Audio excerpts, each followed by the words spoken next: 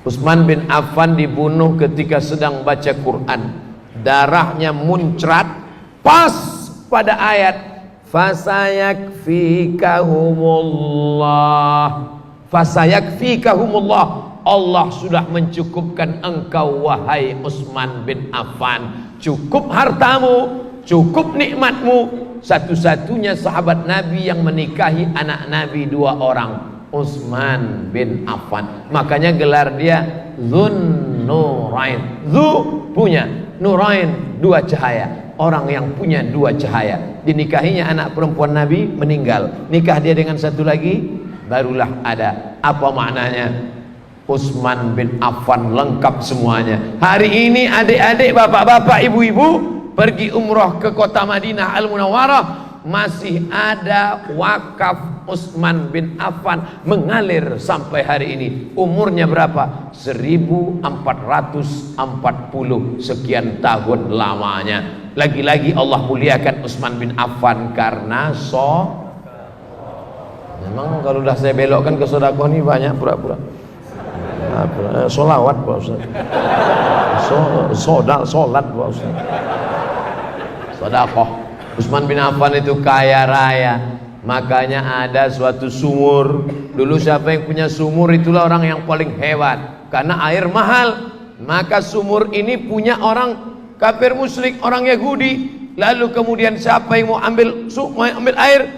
Lalu kemudian Utsman bin Affan membeli. Berapa harga sumur itu? Namanya Bi'ru Raumah. Bi'ru Raumah, Bi'ru sumur Raumah, dibeli Utsman bin Affan. Lalu kemudian dia berikan kepada umat Islam. Pakailah untuk kepentingan umat Islam. Maka wakaf Umar bin Khattab, wakaf Utsman bin Affan, tanahnya itu dijaga, diwarisi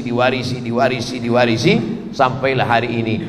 Harta boleh ditinggalkan tapi akan habis dijual anak menantu. Kalau mau kekal abadi, itulah dia sistem wakaf dalam Islam. Wakaf 3, la yurasu tak boleh diwariskan, wala yuhabu tak boleh dihibahkan, wala yuba'u tak boleh dijual. Ini tanah saya wakafkan karena saya mendengar ceramah Ustaz Somad tadi malam di Masjid Bukit Indah Sukajadi. Karena ceramah Ustaz Somad di Masjid Bukit Indah Sukajadi tadi malam tentang Utsman bin Affan yang mewakafkan sampai 1400 tahun, saya pun ikut macam dia. Ini tanah saya wakafkan, nanti akan dibangun ruko dan hotel di atasnya. Hasilnya tak diambil oleh saya, tak diambil anak saya, tapi diserahkan untuk biaya operasional masjid. Amin. Lalu pengurus Masjid Bukit Indah pun ramai-ramai pergi ke kantor BPN, Badan Pertanahan Nasional. Pas dicek, rupanya tumpang tindih 5 orang punya tanah. Assalamualaikum Pak Haji. Waalaikumsalam. Tanah yang Bapak wakafkan itu kemarin udah kami cek di BPN. Gimana? Bermasalah rupanya tanahnya Pak. Karena masalah, itulah aku wakafkan. Kalau tak masalah bagus ku jual, kata dia. Makanya kita ini disuruh beramal lillahi ta'ala. Usolli fardhu subhi raka'ataini adaan ma'muman lillahi ta'ala. Nawaitu shoma ghadin ada'i fardhi syahri ramadhan hadhihi sanati lillahi ta'ala. Bukan karena bermasalahi ta'ala. Saking banyaknya masalah baru. Ustaz Somad, Bapak pengurus masjid, itu yang di sana tuh, itu saya wakafkan semua. Punya siapa? Entah punya siapa. Yang boleh kita wakafkan itu punya kita. Terbuka pintu hati kita. Sekarang kalau udah cerita wakaf, pasti yang ada di kepala orang Islam, wakaf tanah kuburan, tanah masjid, semuanya wakafnya wakaf pasif, tak menghasilkan duit. Tanah kuburan. Ada orang nyewa kuburan. Ini yang mau mati sewa, ini VVIP 500.000, ini yang VIP, ini kelas ekonomi bertiga 1 lubang. Nah ada tanah kuburan tidak menghasilkan apa-apa, tanah masjid tak menghasilkan apa-apa. Tapi mestinya berpikir kita, ini tanah wakaf 1 petak di atas tanah wakaf itu dibangun kondominium 100 lantai ke atas. Tanahnya wakaf punya masjid. Bayangkan itu, yang punya satu kondominium itu paling murah 1 miliar sekarang. 1 miliar paling murah. Bayangkan kalau 100 lantai, satu lantai ada 4 kondominium, ada 4 flat sampai ke atas 400. Kamarnya berapa? Bayarnya berapa? Belum lagi orang yang sewa, punya masjid. Barulah masjid kita tidak lagi ada kota. Sekarang banyak orang marah, Ustaz, tolong Ustaz sampaikan di masjid-masjid supaya kalau khotib sedang khutbah jangan lagi ada kota jalan, jangan ada kota, terganggu saya dengan kota. Wakaf kau mana? Kalau ente tak setuju kotak berjalan di masjid, maka wakafkan satu tanah, bangun ruko kondominium di atas, takkan ada lagi kota. Betul? Selama umat Islam tidak berpikir tentang wakaf produktif, wakaf yang menghasilkan duit. Kami kuliah di Al-Azhar Mesir, dari mulai S1, S2, S3 sampai habis kuliah, pengiriman dai-dai, semuanya dari mana itu? Mesir bukan kaya, Al-Azhar dapat duit dari mana? Azhar punya tanah wakaf tapi menghasilkan duit. Oleh sebab itu bapak-bapak, ibu-ibu malam ini yang punya tanah wakaf, ikut sahabat ketiga Utsman bin Affan, maka wakafkanlah tanah sejauh mata memandang, wakafkan. Ruko ada 3, ruko 1, ruko 2, ruko 3. Untuk apa banyak-banyak? Ini ruko saya 1, saya wakafkan ke Masjid Bukit Indah. Nih, setuju apa tak setuju? Yang bilang setuju yang punya ruko aja.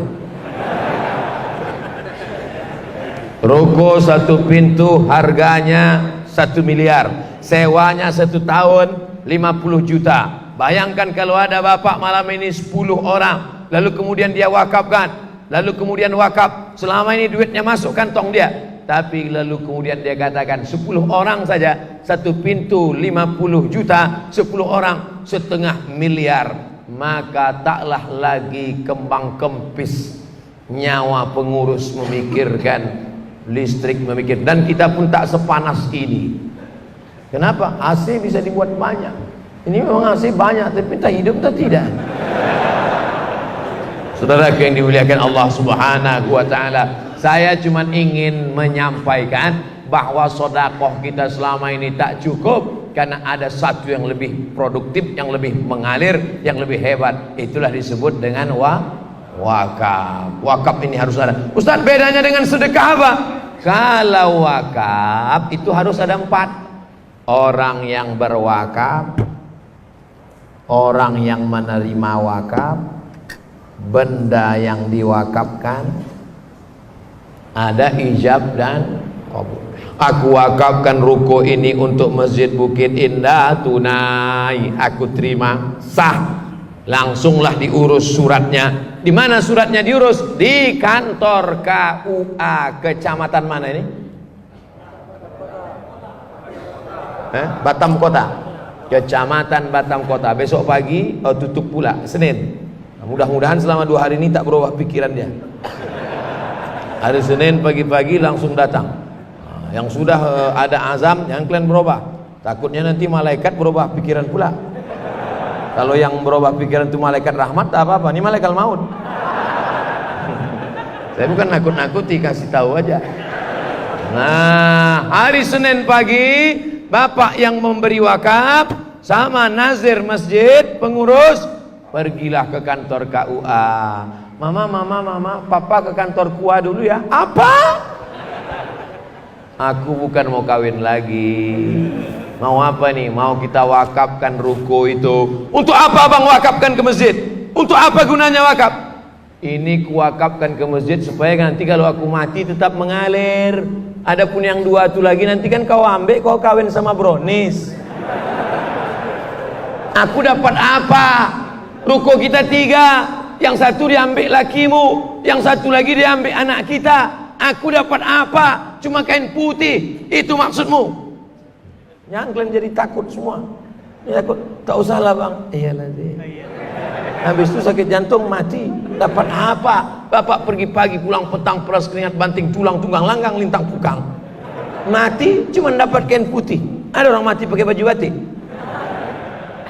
Baju batik tinggal, sorban tinggal, jam tangan lupa pula pakai jam tangan. Cincin tinggal, peci tinggal, dibawalah kain putih, habis semuanya. Tapi kalau orang yang berwakaf, mati bisa bawa ruko, mati bisa bawa tanah, mati bisa bawa mobil. Betul? Bisa mobil juga mati? Bisa. Yang punya mobil, berapa mobilmu? 5. 1 wakafkan. Nanti ditulis mobil wakaf membawa jenazah, dalam kurung yang gemuk saja. Yang kurus macam saya, 2 orang mikul selesai. 200 kilo, patah kaki orang itu mikul. Silap-silap yang mikul itu pula mati juga. Saudara yang dimuliakan Allah Subhanahu wa taala, ini adalah Khalifah Utsman bin Affan.